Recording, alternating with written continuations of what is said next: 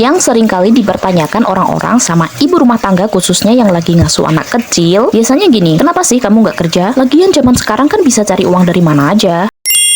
Halo semuanya, kembali lagi bersama aku di sini. Sambil beraktivitas seperti biasa, aku ingin ajak kamu ngobrol santai. Siapa tahu dari obrolan ini kita bisa saling bertukar pikiran. Aku mau ajak kamu lihat satu hal dengan cara yang mungkin selama ini jarang kita pakai. Bukan dari sudut pandang menyalahkan orangnya ya, tapi dari sudut pandang melihat sistemnya. Karena kadang yang kelihatan seperti masalah pribadi sebenarnya adalah masalah struktural. Bayangkan, seorang ibu dengan anaknya yang masih kecil, masih butuh disuapi, nggak bisa ditinggal lama. Ibaratnya emaknya lagi beol aja, anaknya udah ngereok luar biasa. Waktu dan energi ibunya habis untuk memastikan anak itu aman, sehat, dan tumbuh dengan baik.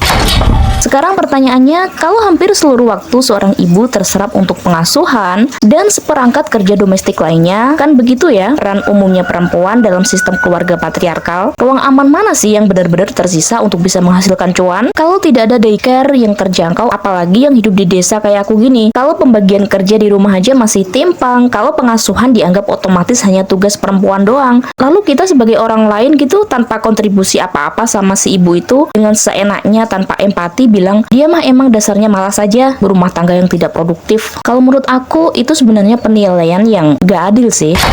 Hidup kita ini tidak berdiri di atas ruang kosong. Ada struktur sosial yang seolah secara otomatis membagi peran kalau perempuan pantasnya di ruang domestik dan laki-laki sebaiknya di ruang publik. Ada juga norma sosial yang menentukan siapa sih yang mestinya mengurus rumah, siapa yang mestinya cari uang. Ada juga sistem ekonomi yang hanya mengakui bentuk kerja yang digaji doang, yang diakui sebagai bentuk produktif. Padahal nih ya, mengasuh anak yang umumnya dilakukan perempuan itu sebenarnya juga bentuk kerja yang nyata. Soalnya tanpa pengasuhan mungkin tidak ada generasi berikutnya yang punya ruang tumbuh aman.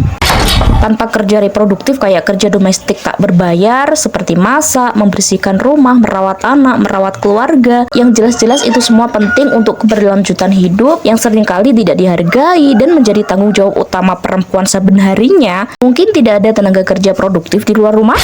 Masalahnya, kerja yang diperankan umumnya perempuan saben hari ini tidak diberi upah. Karena tidak diberi upah, ia dianggap bukan kerja, dan karena dianggap bukan kerja, pelakunya disebut tidak produktif. Ya ampun, disinilah letak ketidakadilannya.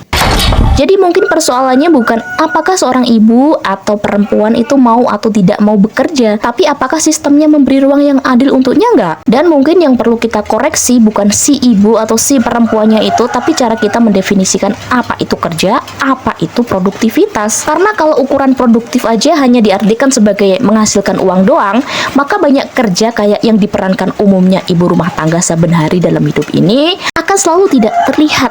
Oh gak ono ketoke guys. Yuk sebelum melabeli ibu rumah tangga sebagai tidak produktif, coba tanya secara empatik terlebih dahulu, apakah dia benar-benar punya pilihan yang setara nggak untuk melakukan semua itu? Oke? Segitu dulu ngobrol santai kita hari ini. Kamu bebas banget loh kalau nggak setuju atau punya pendapat yang berbeda dari apa yang aku obrolkan. Tulis saja di kolom komentar supaya aku bisa belajar banyak perspektif dan wawasan baru dari kalian. Semangat semuanya, sampai ketemu di ngobrol berikutnya.